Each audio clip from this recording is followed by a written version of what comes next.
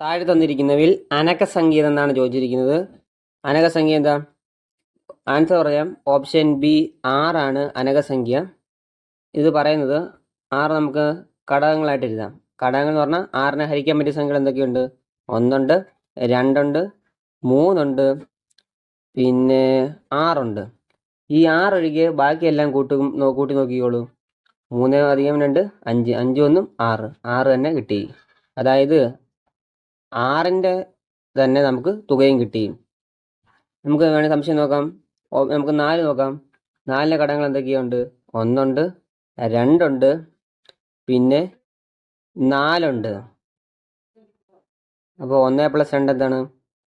3 ആണ്. 4 ഒഴികെ ബാക്കി 2 കൂട്ടി വെക്കുമ്പോൾ 3 കിട്ടിയത്. അപ്പോൾ അത് അല്ല. ഓപ്ഷൻ സി, ഓപ്ഷൻ എ 4 അല്ല. അപ്പോൾ നമുക്ക് ഓപ്ഷൻ സി ഡി 8 നോക്കാം.